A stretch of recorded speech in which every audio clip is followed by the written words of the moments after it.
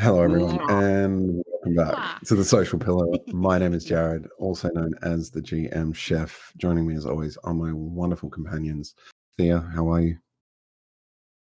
Sorry, I got carried away with Paulie faces. I am well. How are you? Wonderful, thank you. That is good. Ready for a deep dive into rules and mechanics. That's But very exciting. Ian, how are you?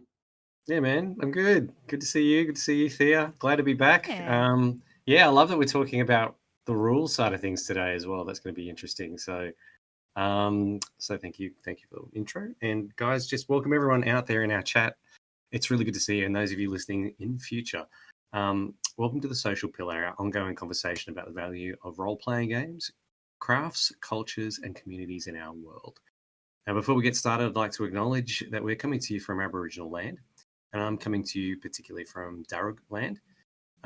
We would like to acknowledge the traditional custodians of the land that we are streaming from and pay our respects to elders past and present, and extends those respects to any First Nations people who are watching. So we three, I can't even speak now. You have to be where I'm moving house as well, so my energy levels are low, so I'm trying to get there.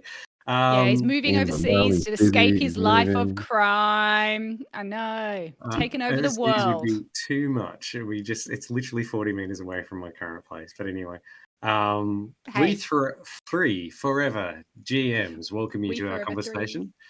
three. And today we're going to be discussing how RPG rules shape your game, or I like how Jared put it as crunch. Look at the crunch of the game. We're going to discuss the mechanics of role-playing games and their effect on how the style of stories are told because of the rules. So we're going to discuss things like how mechanics provide a common dialogue for players to resolve in-game conflict. We're going to look at things like what mechanics really help bring the style and the genre of the game to life. How could they be possibly used better or differently to further build on the style of gameplay? And we're going to explore these in their conversations with our chat. So please let us know, guys, if you've got particular RPGs you love and rules in there that help bring them to life. Good to see you, Boo Radley Boo. Los Au, is it? Los AU? Are you? Los Are AU. you? AU? Los AU. As opposed to the Welcome. international versions. Los Yes. USA, Los IRE, Los Mary. PO. See how you? Okay, I'll stop. I don't know. And had a HRG, I can see you there as well. Guys, welcome. Chuck in any kind of notes here. We'd love to hear from you. But to kick things off today, we'll fly over there to Jared. Jared, what is it about rules of the game that really bring the style of the role-playing game to life? It definitely distills, I think, down to what sort of setting, what sort of genre. You can certainly lean into a genre more easily when the rules are curated for such a storytelling modality.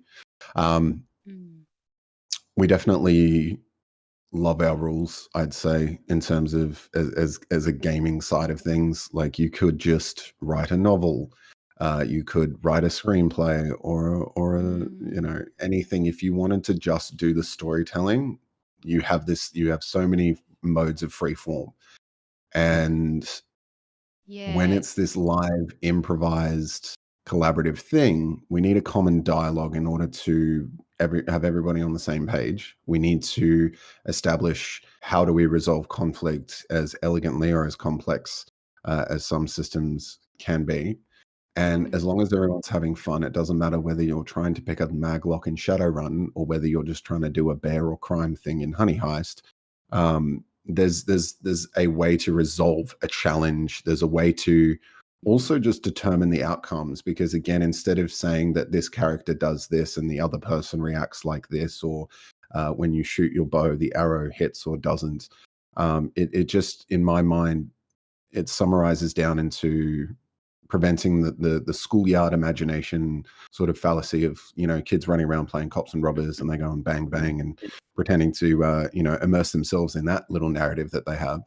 And I don't know if you guys experience this, but there's the whole "I shot you, no, you didn't," or I shot you Nuh-uh, I got first. you No, I shot you first. first. Nuh-uh. And this does away with such immature ideology. Yeah, And there's it never been chaos or immaturity in a game. Never, no, ever in tabletop. not that it doesn't seep through the cracks, because there has to be a balance between Mm. elegant, simple rules that allow you to do perhaps a broad spectrum of things, and then sometimes there is a more complex scenario, and sometimes that's engineered into the story in order to tell a particular story. So in Shadowrun, there's hacking, and it's very cyberpunk, and it's very futuristic. So it can just be I roll my hacking skill and I achieve the thing I want to, or you can make it an entire process, and then going through that process and working through it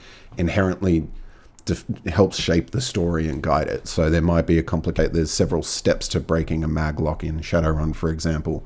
And so there's accessing it, getting through the mainframe, finding the right file, modifying the file, etc., etc., etc. So if you're just playing Honey Heist, for example, and there's an electronic keypad lock to get into the building of wherever your wonderful Honey Heist may take place, it is just a single dice roll. You succeed or you don't, and you move on, because it's more of this free form, loose shenanigans type of system. So, Thea, what do you feel in terms of, do you like simple? Do you like crunch? What are your feelings? I mean, I think anyone who's been listening for a little while knows that I tend to be rules are guidelines.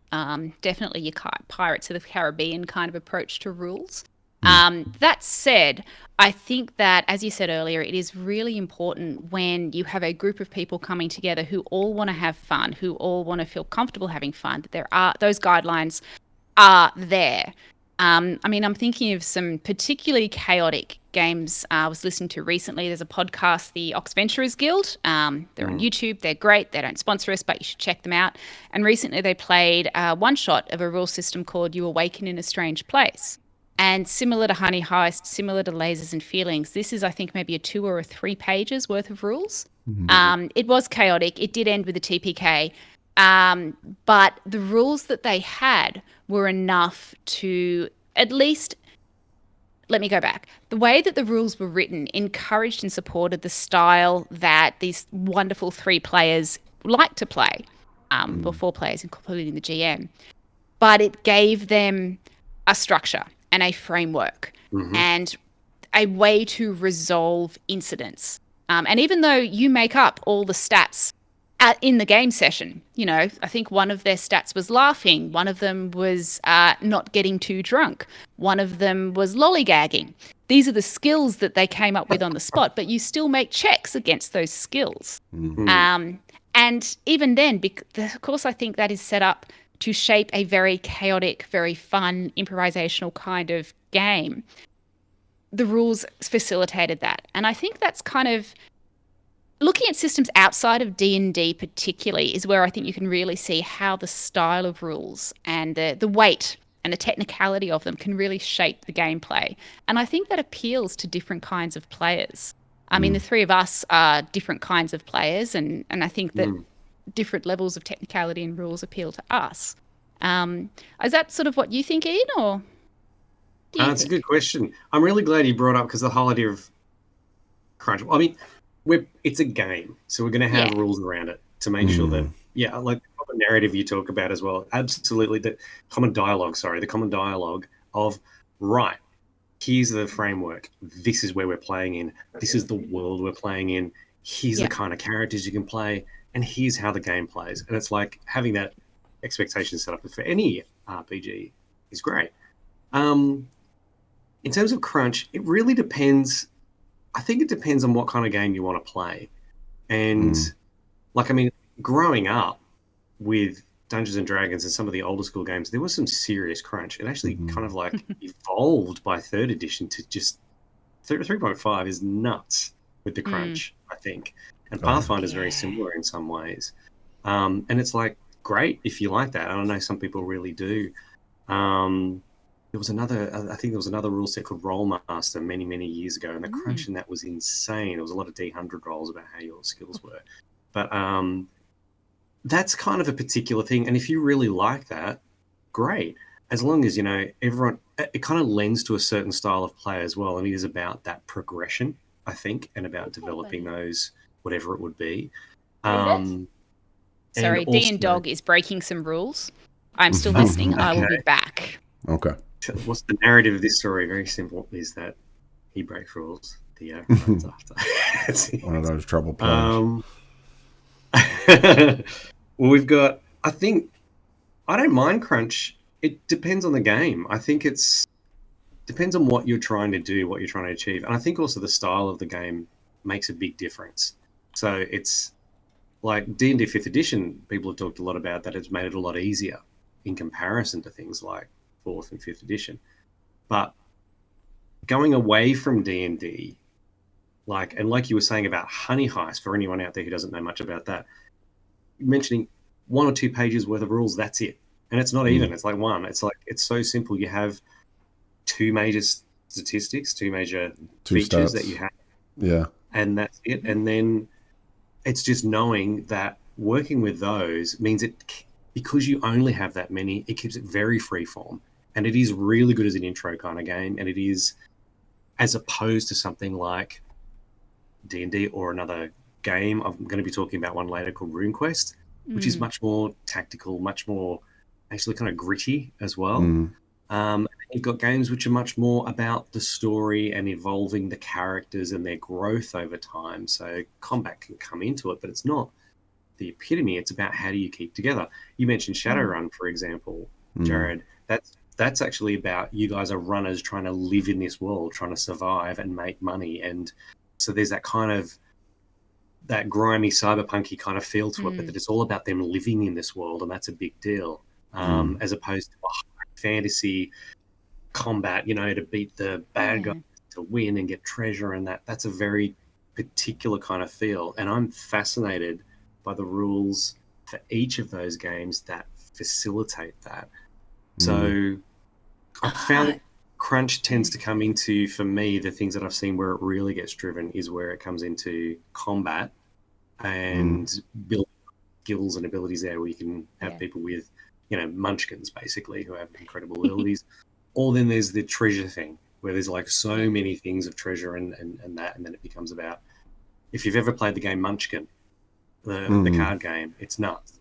You literally just pile on and pile on and pile on and pile on, and it just becomes insane. So it's like, but that's, again, that lends to the style of the game. That's chaos. It is a very chaotic game, and it's meant to be a parody of playing those kind of games because it's meant to be chaotic.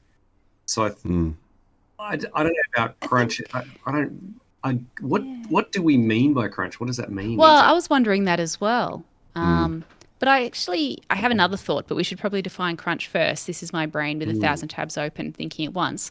But yeah, what do we mean by crunch? And then I'll come back to a thought that I just had about how the rules define what or can steer what happens in the game. For sure. Crunch to me is, I would say, the scope and scale of rules and the options that are available for players and game masters in terms of what do we, again, it leans on that definition of like these rules, which is what are the things that we lean into in order for the players and the GM to interact with this imaginary world that we're all collaborating on. So yeah, absolutely. It definitely comes down to, do we want to really think about what it means in each role and like optimize things? So again, throwing a Shadowrun, it's a D6 dice pool system. So your base stat gives you so many, and then the thing you're trying to do you have any bonuses? Is there a condition that you have? And so you're when you're first playing Shadowrun for the first time, you're trying to make sure that you've got enough dice to try and succeed on your check. And then we roll back to D&D, 5th edition, or any D20 system. Typically, there is one number that you're going to be adding to that roll. With 5th edition, Advantage came out that made the idea of tracking a lot more of those minutiae in terms of, okay, if you're stood on a ledge and you're so far above your enemy, you get a +2. And then if you're wearing this kind of armor with a visor, you get a -2. So they cancel out. That's crunch in my mind. Is the more crunch, the more thought and knowledge of the rules needs to be implemented and known and expressed at the table, versus doing it right. Because again, like these guidelines that we throw out, the rules that we throw out in the place of guidelines, and being able to just make it work. And every table's going to do that. I don't think anyone has or implements encyclopedic knowledge of any game system, and nor should they necessarily. But it gives everyone a baseline, and I think we're throwing framework out a lot. It is the framework that we tell the story with. Effectively, it's this common understanding that if I say I cast Fireball in 5th edition, it works like this. And that way we can agree upon. And people say, how big's the room? And they, et cetera, et cetera. And in jokes and memes are born. So, it definitely comes down to how much time, how much effort do you want to put in to do it right by the rules. And just like taking 3.5 edition or Pathfinder, where you have classes upon subclasses upon variations upon skill trees, etc., then the Munchkin route, as soon as you start adding all of these magic items and all of these cool things that, and you can do anything as long as everyone agrees that it gels with the rules. A magic greatsword of +8 in 4th edition isn't that insane, because DCs end up in the 30 pluses, but well, it is still pretty insane. But like a +5 magic longsword probably isn't the most insane thing. It's unheard of in 5th edition, right? So like a +1 is pretty cool, +2 is amazing, and then that's it. So so it's this elegance, and game designers cannot design a perfect system that will emulate or simulate a fantasy world. It shouldn't. It shouldn't try. It needs to be just as good as it needs to be, in my mind. And if everybody's okay with one or two stats, Honey Heist also has, what you're wearing and what kind of bear you are and things like that. That again help you define who your bear is and who your character is. So there's the two facets of what deliberately leads into storytelling and what deliberately leads into conflict or combat resolution, I think are the two main things. And then there's all the other skills in between, the adventuring, the social skills. And Ian, I think you're going to be talking not just about RuneQuest, but Call of Cthulhu, which is not a confrontation open combat system that you're meant to win and triumph in battle gloriously. It's a whole different kind of thing. So, yeah, that's what crunch is to me. How about you, Thea? What's it to you? See, I actually wouldn't use that word crunch, because to me, crunch means a whole bunch of video game developers sitting in a room being pressured and exploited by a capitalist system. Wow.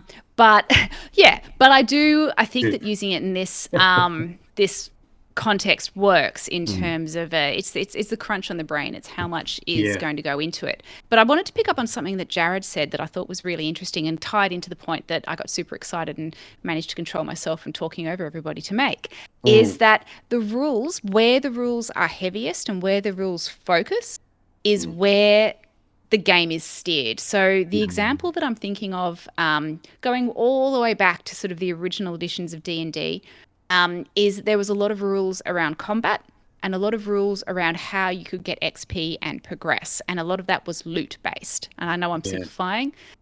So that meant that a lot of the time... killing monsters. Literally those two things. And your money and your gold was contributing to your XP. Gold was that. It was the thing that you strived for. Yeah, and so what you found is that a lot of the games devolved into going out on monster hunts and getting treasure. And that's great. Some people love that. But when the rules, I think, then changed, I think they changed the way that XP was in, was it 2nd edition, 3rd edition? I can't remember which, where it put less emphasis on killing monsters and getting gold to get XP. And it was more about a broader range of things. And then I think, and that was done consciously from what I've read, is they wanted to stop kind of these loot hunts. They wanted to explore the game, they being the almighty they, whoever was coming up with the ideas, and let's not get into the plagiarism ideas back then. But moving on. Oh, I'm political tonight. So then you look at sort of games that have rules that are more about negotiation. So I'm thinking Star Trek Adventures, where there's a lot of rules around interactions.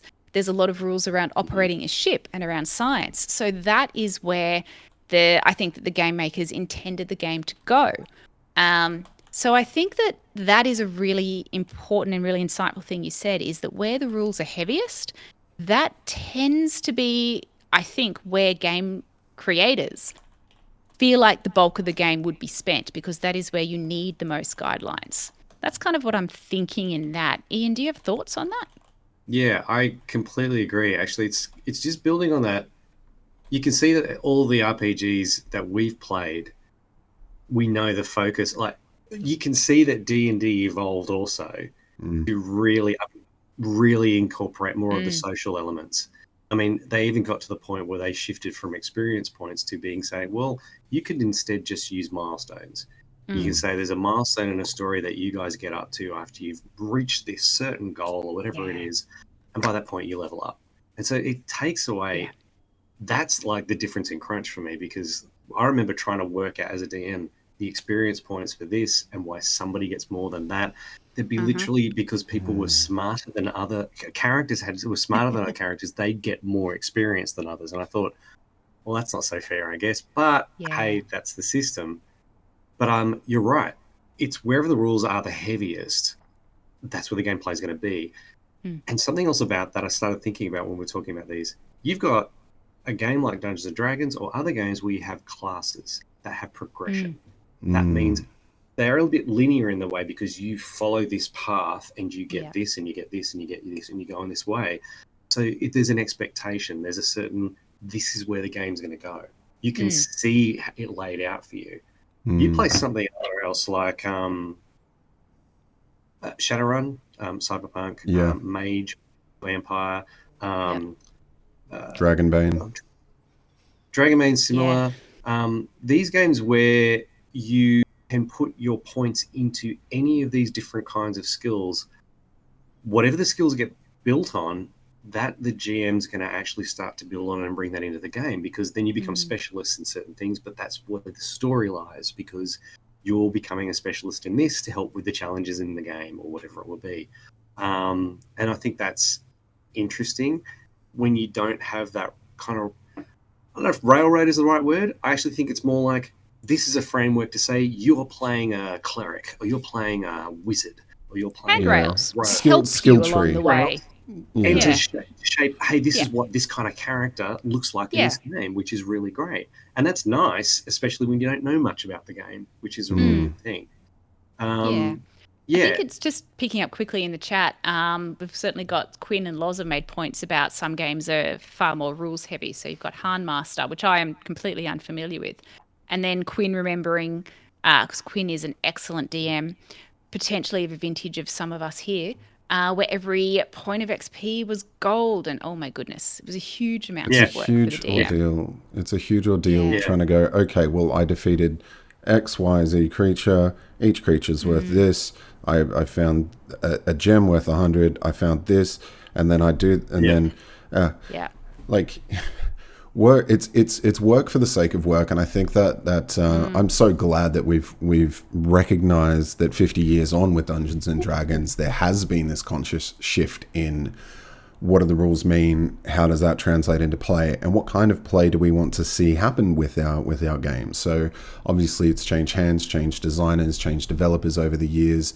Those conscious decisions have been wonderful and very welcomed, because it was an unfortunate thing back in early days where there was a lot of gatekeeping, and whether or not it was a group that you might have wanted to get into and people were hesitant to let you, or they said, oh, you wouldn't understand, or whatever that may be. I guess that I've definitely seen the discussions where people who are these these gamers, these hardcore gamers who they've done the trials, they've read the books, they've gone through the process of learning all of this, and they would only welcome to their table someone who has put in equal effort or has done their trials and built a character and done all of that. And what a horrible existence. But because now... Actually, can I jump in yeah, please. there? Because I think it's because the three of us have a particular approach to gaming, which is not that you've just described. I actually think that is a valid way to play, where you're very particular about the rules and everyone's trying to almost rule lawyer each other. But that has to be what the group really enjoys, that they get satisfaction and enjoy in a safe and accepting way, that, yeah, this is all about interpreting rules and that's how we all have fun together. I also don't like the idea of gatekeeping, or you have to be XYZ to get through. I think everyone knows that I'm very against that. But yeah, I don't like to be too down on people who are rules lawyers just because that's not how I play. Because it is a valid approach to gaming. It's just not the game that I would want to run or the game that I would want to play. And I think also I think that's a riskier style. That's probably where I would land on that. It is riskier because it is riskier that people will get acrimonious about rules that perhaps don't go their way because it's really highlighting a competitive element. And I also think that style of play starts to get built up when you've got this many points or this many points to yeah. But I also think it's almost, there is a risk that it's setting up that a dynamic of DM versus players because I think, and so like I don't want to take away from people that love technicalities of rules because goodness knows we needed those people when we had all of the kerfuffle about new rules and copyright and all that sort of stuff. That's great. And gamers love rules and love technicalities, but I think it is a riskier way to play. For sure. Yeah. For sure. Each to their own. And as long as there's a common agreement that, yes, okay, you know, it's not about I don't want you in my group because you're a new player. It would definitely, like, there has to be within reason. And I think we're going to dive into this particular idea of vetting players and building groups and things next week. Hint. There's definitely been foreshadowing. There's definitely been a time where I've been running a game at a game store in a public environment, and I have had people come up and want to join a group. And fair enough, I didn't have my reasonable maximum amount of players that I like to have at the time, so I had an available seat, and I have to make the decision in terms of how far along that group is as a whole. Are we playing this incredibly crunchy, to go back to that definition, are we playing this very rules reliant type of thing? Is it very high level? Because the elegance of, I think, a level based progression system through that evolution is that, again, everybody understands where they can go, what they can do. It's clearly defined for the players. It allows the GM to understand where the players in their campaign are going to go as well, and they can lean in, create scenarios that lean into those rules, because there's no point. I've definitely heard of convention DMs running a campaign set in a desert, but they didn't have pre-gens, so someone rocked up with their amazing sailor character and it was set in a desert. So you know, but if I had this, I did have this gentleman who wanted to join our game. He was a young chap, new to the hobby, and I had to make a decision in my mind. Right, we were such and such a level.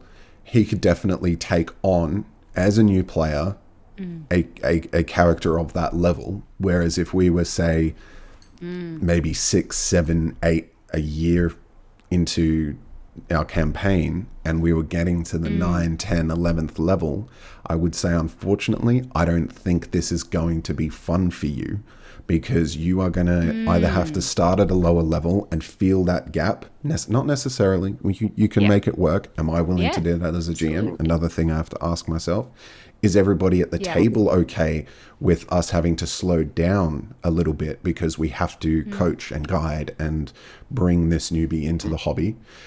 Or are they just going to have a miserable time because I'm slapping a level 9 character sheet in front of them with 50,000 options and they're worried that they're not going to do it right?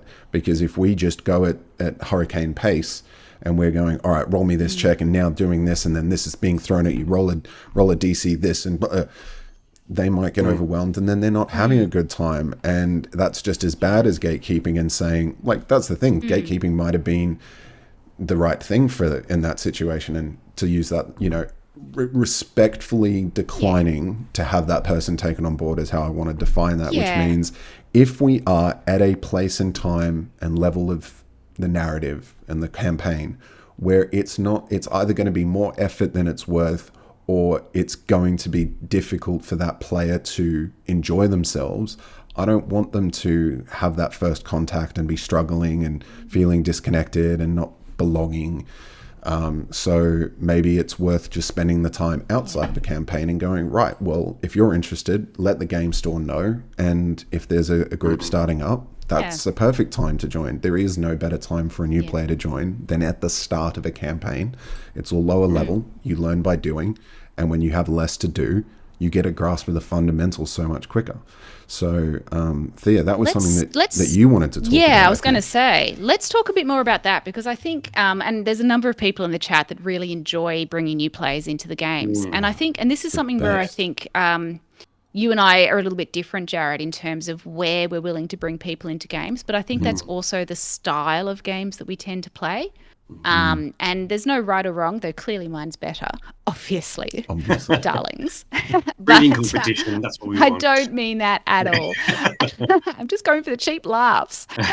Smile in chat. But no, I think that when you are looking at role-playing games, it can be kind of intimidating for new players. And one of the things that I think rules and mechanics can do is actually make it easier for some of those new players or people that aren't familiar with sort of role play or improvisation or anything like that to know what to do. Yeah. You know, if somebody is, for example, a fairly new player, they kind of love the idea of role play, but they don't know how to do it. And you say, okay, you want to convince the shopkeeper to give you a discount on this incredibly rare magic item that you want to get. Roll me a charisma. Cool. You got a 2. Tell me what you say that reflects a 2. So it kind of like helps them, it gives them a shape of, oh, okay, I did badly. What can I say that would be bad in this situation? So it helps kind of, I guess, support some of those players to come through. Or, you know, if it's like, hey, you're in combat and wow, you got a nat 20, you have crit on this. Tell me how you obliterate this army of undead. You paladin, amazing person, you. So I think that those mechanics can be ways to help people get into that. And that's where having more rules can, I think, be really helpful for more inexperienced players. Because people want to roleplay. They've seen things like Critical Role, Dimension 20, Oxventure. They've listened to all these different podcasts with these amazing performers. But not everyone's comfortable like that. And Ian, you've worked in theatre. You will probably have seen a lot of this. Some people just want to get more confidence in playing a role, but they don't know where to start. I agree. It's actually having kind of like you said handrails before. I think was a really good analogy for it. It's having like introducing Dungeons and Dragons. I've mentioned recently as an intro game. I try and do shortened character sheets because if you have the standard one, it's so much choice and so many things to look at that it can be overwhelming. So I try and reduce it so you can go, here's a handful. What would you like to do? And I love that. It's kind of a style thing, isn't it? The more of like the storytelling, and I love that the guys in the chat are saying this as well, story first. I completely agree. It doesn't matter the genre or anything. Whatever the story is, you're going to come in and say, what do you want to do here? What would you like to do? Facilitate a thing. Then the rules back up for how that comes about. So, yeah, I think for me, I might bring in that the difference between games because of that, how that comes in. Because looking at, we said this about Dungeons and Dragons, it had a war games background, but they wanted to bring the role-playing side of things in, get that feel of Lord of the Rings and that kind of epic adventure that people get to go along and the things that happen outside of combat. And they had some rules for that. And they did have some experience rules as well for that. They just weren't as crunchy as the ones for monster bashing and for picking up loot. So you've got that there, and you can see that with what armor do you have and, you know, what hit points do you have and that. So that kind of what weapon do you have to hit with and what's the bonus to hit and all that kind of thing. So that is kind of crunchy there and kind of fair. So you've got a sort of sense across the different kind of characters that you get to play, all the monsters you get to face, all the challenges that you get to face of how successful you can be. So I'm going to compare that because there's basically D&D's also the style is high fantasy, very much like Lord of the Rings, or how manic and crazy a Critical Role kind of game could go, or anything like this because of the style of players. But in the end, it's kind of a high fantasy, you know, heroic, going against the evils of the world and trying to find, success and all that kind of thing, with maybe a bit of treasure thrown in, or exploration and meeting strange creatures. But there's that fantasy element to it. When you talk about something like RuneQuest, so this is another game system set in an ancient world. So we're talking like, Bronze Age or whatever it is, very, sword and sandal kind of thing. Yeah. There's also magic. There are gods, and literally the only magic comes from the gods that you follow, and you get runes that are given to you because of your beliefs and faiths that give you particular magical powers. The more you have, the better. The thing I wanted to bring up was that's a very combat-heavy game. And I'm talking in the sense of we're getting towards Game of Thrones gore. Like the explicitness. Someone brought in Handmaster. Thank you. Similar kind of thing. They track the wounds that you get on your arm, or if your eye gets gouged out, or whatever it is. So that if you're getting into a battle, it's different in D&D because you've got Dungeons and Dragons has hit points, which are a catch-all for just how you can survive during a battle. It's not specific on your arm gets chopped off. It just simply says you're down to 2 hit points, and you're like, okay, I'm in deep trouble. But in this game, in RuneQuest, you can have serious wounds that can last months to heal. You could have an arm chopped off, and it's like it completely affects everything else in there. And you have hit places on the different parts of your body. Having armor for those particular areas is going to be very helpful. My current character I've had now for a long time with my current GM, he's walked us through us very well. Very strong helmet with like magical powers, so I can't have my head knocked off or anything like this. Nice. But definitely the legs are less covered. Yeah, definitely. But the legs and the forearms, less covered. So if I get the hit there, it could be seriously bad. And the thing is, when you roll the hit, you roll a 20-sided die, and like a 1 to 4 is the left leg. A 5 to 8 is the right leg. It is very specific. That's so specific. It's so specific, and that means you get wounds there, and they linger. And oh god, it's like that's the fun of that game too, because if that's for the kind of thing, that's what you're getting to. War, big battles, lingering injuries. How do you survive this? The kind of like grit and that kind of thing. It's really cool for that. But D&D doesn't do it like that. It's a different kind of game. It's more abstract.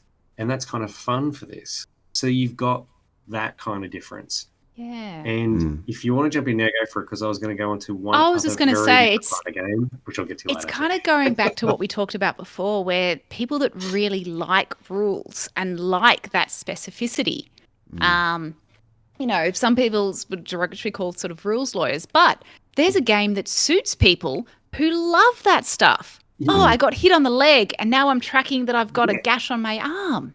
That kind of story. Literally that kind of story. I want to track the war injuries I get along the way, and I can tell that war story of how I got this back there. And I took an arrow in the knee. It's exactly that. It's something like... so Darren, what do you think? I love it. Because so as someone who was bonkers. Aware of like Dungeons and Dragons, and what I picked up before I even touched an official tabletop role-playing product was this gritty thing. So I think, to define grit is how much do you need to work to survive or track or overcome these challenges. And I don't think we really touched on it, but we're talking in terms of mechanics, in terms of how do they actually create these challenges, and how do they change the way that you interact with the world through your character. So for me, it was always about this adventuring thing. It was always about, you are a hero adventurer who is out on the road, and there are challenges, and it's dangerous, and you need to keep track of your resources. And that's why I'm really enjoying Dragonbane. Hugely influenced, strangely enough, by RuneQuest, and ode to them in terms of the kin and races you can play, but also the grit factor, because a big part of Dragonbane is if you want to recover your conditions, not just your hit points, they have other ways of track. Again, more elegant than specific limbs and lingering injuries. You can have those, but you have conditions where you suffer penalty across your stats and you become less effective over time the more conditions you take on, and you need to resolve these conditions, and so you have to rest adequately. So you need to make sure that you have camp and that you have warmth and that you have food, and there are specific skills such as bushcrafting and hunting and fishing, and so this is where I think the compatibility and synergy of a balanced party, is there ever such a thing, where if you have someone who's good at bushcrafting, they're going to be able to set up your camp. Then you have someone else who's good at hunting and fishing, and they're going to find the food. You're going to have someone with a high strength score who can carry the lumber that you need, and carrying things is tracked in this game. So you could call it crunch. Technically, it's tracked in D&D. And, comments in the chat or in the just in the comments if you're watching this. Who uses encumbrance? Please. Can I set up a poll? Let's see if I can set up a poll. So Dragonbane does an elegant version of that where you have, the average item is one slot, and 4 rations make up 1 slot, 100 coins makes up 1 slot, and your slots are half your strength score. So if you're thinking typical D20 system, you might have 8 strength. If you're not a particularly strong character, you can carry 4 average items, not the ones you're wearing, not your armor and your weapons, because they've got their place. But you need to balance that, and that for me is a fun system to play. I really want to play Dragonbane, not just run it. And it shapes the storytelling, and the kind of story you're telling. It is that we're out surviving with the limited resources, and how we're going to get there, and the things that we face along the way, and the you fell into a flood, and so you lost half of your stuff, and it's like, okay, what do you do now? That's a very particular kind of storytelling as well, and that system sounds like it backs it up. Forbidden Lands is another system that's out at the moment that's very similar, I think, to that. Okay. But I was thinking before, also, sorry, I was thinking Blades in the Dark is similar as well. It's got that kind of ongoing, you need to have a good doctor to help you heal, and healing doesn't happen instantaneously. It takes time. I like this one. There was that rule on, so you also there's also the hand waving rule, which I love because it just makes it so much easier to play. I think there's one in Dragonbane, but it definitely has in Forbidden Lands, and that's like if you got a bow and you fire it, you roll a D whatever, and if you roll a certain number, then you lose that many of them, or your dice goes down. I think like it goes from like a D10 of you got, and if you roll like a 10, then it goes down to a D8, then it goes down to a D6, and then until D4, and then you're out. And so it runs out. So it tracks it that way, so you don't have to go through every single one of them. But that's a really nice, efficient way of keeping track of things, but also know you are running out. And your weapons get damaged because every time you hit, you have to roll again, roll 20, it gets reduced. And it's really, that's a different, it is a style of game to play. And that's a really interesting story if that's the kind of thing you want to play too. So for sure. But I was going to bring you something very different because we talked about the rules also set up the challenges that we face. And to go beyond combat, to talk about something like Call of Cthulhu.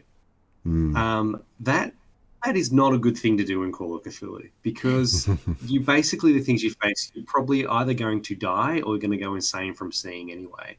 The rules have some combat rules in there, but it's more about you are a bunch of characters with certain sets of skills, balanced party, like you're talking about. You're on an investigation. You're diving into a mystery. So being able to find out things, to learn things, to tap and contact people, to dig up things, all that is so important. So you build your skills on that, and you hopefully don't go insane at the same time because they have a rule around sanity. And it is literally, you see something so horrific, you have to roll a check, and if you fail, you gain points of insanity, and you start to lose your grip on reality because it's just too terrifying to even consider. And so it limits the kind of game. It brings that sense of fear that comes into the game. It brings claustrophobia. claustrophobia, the Yeah. paranoia in some ways. Yeah. But also that's the style of game it is. That's the story that it's trying to tell as well. You can fight things, you're going to die. It's not about telling the story of the different wounds that you're going to get, because you're not going to live that long. This is about, Yeah. did you find the information out? Yep. Did you stop the cultists from summoning the great Wugga or whatever it is? All these things. Are you able to pass this on to someone else before you bite the dust or something? I love that about the games. If you want to go as simple as something like Honey Heist as well, those two rules they have there set up the story, because most of it's a very good introductory game because you don't have lots of rules, but it is really about you becoming more of a bear and going feral and animalistic, or you becoming so sophisticated and humanized you leave your bear wildness behind and you become criminal, like fully. And if you go too far in either direction, you leave the party and you become that thing directly. So it's like finding that balance in between. That's the story. It's great. It's literally that balance is all you have to find. It's great. Whatever it's based on the kind of story you want to play, isn't it? The rules. Yeah. Well, I think it's kind of coming back to what we talked about before, whereas the way that the rules are designed to shape the game kind of reflects the intention of the creator. I mean, that makes sense, right? If I want to run a particular game, I want to make a game where it's all about, it's all about audio engineers and who can get the best bands in and make the best song, then I'm going to create rules around tone and pitch and rhythm and dancing and visuals versus vocals. But surely also competition between the bands, like and the competition when are we and how playing this system. I'm so you get down. points. I think that would be a fun game. No, I'm thinking that would sounds actually be amazing. kind of fun. Yes, I better write a game. Yes. Oh God, there's actually So sidebar. I'm actually thinking the way that a lot of the sort of the pop industry is set up, it could actually work really well. Anyway, and it could be a real anti-capitalism game. I've lost my original train of thought. Rules shaping it. This is way my brain works. The Everybody, intention look of the behind the designer curtain of to my the eyes. story you wanna Intention play. of the designers. Yeah. So something where I think the designers would like people to play high fantasy games. I think the rules reflect that kind of high fantasy. It's around magic. It's around epic battles. Where the creator wants to reflect something where it's more chaotic. You awaken in a strange place, and part of the game is creating all of the stats and all of the ways that you can test things. So I think the intention there is to allow creativity and allow just chaos. Let's be honest, when we say creativity, we mean chaos. They're kind of interchangeable when it comes to TTRPGs. 100%. Changed my mind. So I think that is a really, it's an interesting way of getting a glimpse of what the creators intended for the game, like the game creators intended for games, is seeing where the rules are. If you want to get that analytical, but you don't have to get that analytical, right? You can, I think the point I'm making is that you can probably find a system that will suit the style of game that you want to play. And you don't need to feel confined to the system you learnt on if that's not the best fit for you. Just because D&D is ubiquitous doesn't mean D&D is for everyone. I think that's a what really you cut your teeth on isn't what you have to stick with. Obviously, the challenge is like most people, if you're going to be firing up a game, it is the most prevalent sort of system that's out there. But over time, you'll be into the hobby and not just the fandom of Dungeons and Dragons. And having recently play tested Dark Vigil with its game creator was a wonderful experience, because not only was I trying a new system that was engineered in a very particular way.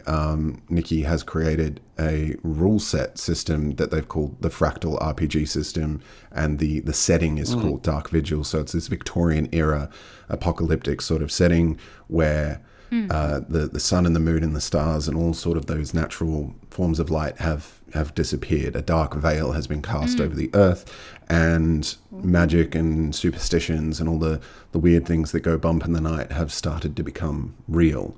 So old wives' tales and superstitions about a black cat crossing your path is actually the worst thing that could possibly happen to you, for example. So I really came to mind, Ian, when you were saying systems that as you use things and you expend them, your dice go down.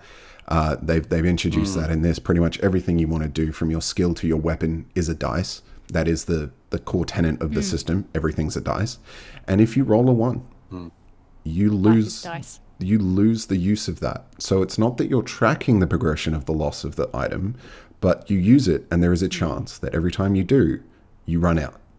And I like that not knowing. Yeah. So your spirit lantern that Yep. keeps this magical, strange, undefined darkness away, you might use it. And I deliberately sort of used my lantern strategically on a corner so that I could back up and illuminate where this horrific creature was coming towards us. Yeah. And I knew that at the end of that encounter, I was going to have to roll my spirit lantern. I think it was a D6. And if I rolled a 1, we add into sort of retrofit a bit of narrative that a loose bullet from someone's pistol or from my rifle struck that at some point, or whatever it may be, or this horrific creature clipped it with its wing or whatever. And it leans into that storytelling of, like you were saying, Thea, as well. I just came up in my head with the chef. Of course I do. With the chef metaphor is good role playing is a sandwich. The narrative is the bread. The narrative is the bread, right? Because you say, what would you like to do?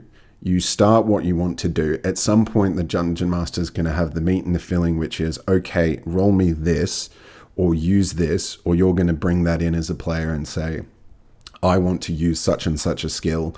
And then you cap it with another beautiful piece of bread. And that becomes the action that you take. You describe what you would like to do. You decide how good or bad that resolves. And then you cap it off with more narrative. It's just a brilliant way of simplifying what is the flow of a role-playing game, whether that is a player saying, I want to initiate a certain action that they have on their sheet, or is it, I want to try and do a thing, how do I do that? And that's a lot of fun for me as a GM, and how I like to run my tables is you tell me what you want to do, and it's my job to figure out how I want that to... 100%. How am I going to interpret the rules for you to be able to do that cool shit that you want to do? And then we describe how it happens, whether you roll tragically low or incredibly well. Good and bad things happen. And that's my fun of role-playing games. Yeah. I love that sandwich metaphor. Can I switch that to a wrap metaphor? You can. It is getting to the point where we should wrap up. up. Sushi roll. Some of our chat it can be so we might need to wrap the chaotic noodles of spaghetti, and the sauce is the rules of the sauce that bind us in this web of We're sorry, delicious Mavericks. You are storytelling. hungry. We apologise. No. But yeah, get it. Wrap. Yeah. Wrap is also... Come on. We're doing good. This has been fantastic. Just to be able, I mean, we've only kind of really scratched the surface on this. So, guys, please continue the discussions beyond here. I think there's something particular about learning a bit more about the different kind of rules and how they help shape how we think and how we play and how we get that a particular kind of experience out of a game. I think is fascinating. And so I know, and I love that in the end it comes down to, this may be the rule set that this particular game has, but what you use out of that is up to you. And it's like how much you want to use and how much you want to make at it, how that works for your story and your group. So it's been fantastic. Thank you for the wrap there, Thea. We might need to as well.